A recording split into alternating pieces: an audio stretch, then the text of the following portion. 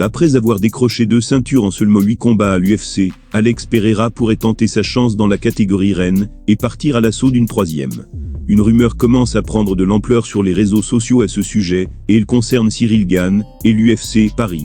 En seulement 8 combats à l'UFC, Alex Pereira s'est assuré une place au temple de la renommée de l'UFC. Un peu à l'image d'un Francis Ngannou, il s'est construit la réputation de monstre surpuissant. Un monstre capable d'endormir n'importe qui en un seul coup, et il le fait généralement avec un stoïcisme terrifiant. Il ne sourit pas, ne parle que très peu, et c'est un personnage qui parle au public. Alors que certains mettent des années à décrocher un seul titre, lui a déjà eu la chance d'en remporter 2. Dans 2 catégories différentes, et en Il a d'abord pris le meilleur sur Israel Adesanya chez les poids moyens, avant de subir un énorme chaos. Il s'est ensuite emparé de celui des lourds légers, qu'il vient de défendre de la meilleure des manières à l'UFC 300. Il est particulièrement disponible, et il ne dira jamais non à une chance d'écrire l'histoire. De ce fait, le Brésilien pourrait bien monter une nouvelle fois de catégorie, pour partir à l'assaut d'un 3e titre historique. La rumeur l'annonce potentiellement contre Cyril Gane en septembre prochain à Paris. Ce qui a fait réagir la chaîne YouTube Pugilat, l'une des plus suivies en France. Dana White a fait comprendre à Alex Pereira que ça pourrait être bien de monter en poids lourd, mais qu'il faudrait faire attention à l'adversaire. Aspinall pourrait l'amener au sol, et lui faire du mal, John est dangereux. Mais il a aussi dit qu'il pouvait tenter Cyril Gane, on sait que Cyril ne va pas lutter contre lui.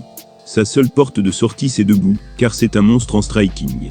Mais Alex Pereira c'est un autre niveau, Israel Adesanya est le seul qui peut l'inquiéter. Pugilat a déclaré, quand on voit que Tai Tuivasa a failli le mettre KO, il y a moyen qu'Alex Pereira le laisse inerte dans la cage, qu'il termine inconscient. Tu ne peux pas passer 25 minutes dans la cage avec lui, et ne pas te faire toucher.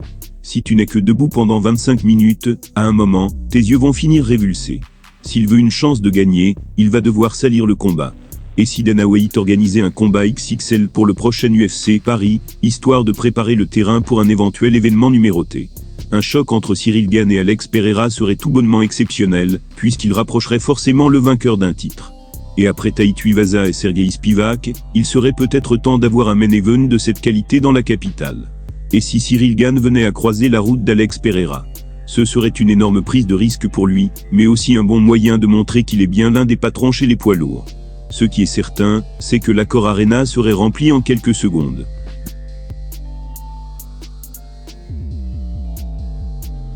Les provocations ont repris entre Cédric Doumbé et Bessangour Chansoudinov sur Twitter. Sauf que pour une fois, ce n'est pas celui qu'on pense, qui a frappé le plus fort, et fait le plus gros buzz. En effet Baki vient d'éteindre son rival, et peut-être pour de bon. On aurait pu penser que Cédric Doumbé et Baki deviendraient amis, après leur affrontement au dernier PFL Paris. Mais ce n'est pas le cas. En effet quelques minutes après cette fin de combat polémique, les deux posaient pour une photo qui aurait pu servir d'acte de paix après des mois et des mois de provocation. Et puis un vrai respect aurait pu être instauré entre eux, dans le sens où ils ont tous les deux été très bons, dans la cage et en dehors. Baki a parfaitement géré la pression qui vient avec le trash talking de Cédric Doumbé, et ce dernier a prouvé qu'il pouvait être au niveau face à un spécialiste de la lutte et du judo. Mais il en faut visiblement plus, pour rassembler des combattants, après une guerre de plusieurs mois. D'ailleurs les hostilités viennent de reprendre, notamment en réaction au dernier UFC 300. Doomsed a évidemment lancé la première attaque, en expliquant que Baki aurait connu un destin similaire à celui de Geji, sans intervention de l'arbitre.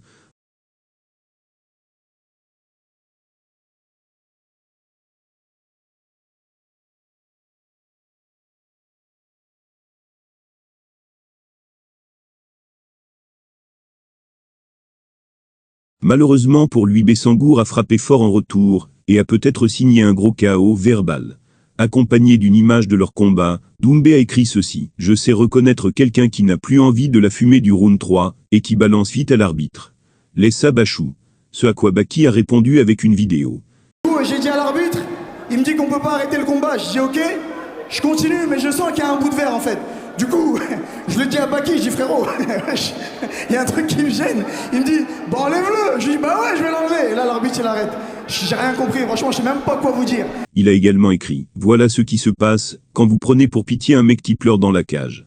J'aurais dû te fracasser toi et ton épine. Sois humble, retourne à l'entraînement, tu n'es pas ce gladiateur que tu penses être. » Baki n'était pas d'humeur à rigoler ce mardi, il a décidé de mettre un terme de manière assez violente aux provocations de Cédric Doumbé. il regrette d'avoir été fair-play avec son adversaire, et estime qu'il aurait été plus logique de lui rentrer dedans, lorsque Léchard a fait son apparition dans le combat. Et quand on voit la différence dans le nombre de likes, on sait avec qui les fans sont d'accord. Baki vient de signer une réponse cinglante, qui risque de faire cogiter Cédric Doumbé. Il a fait 2 fois plus de likes, preuve que le concours de popularité tourne peut-être à son avantage aujourd'hui.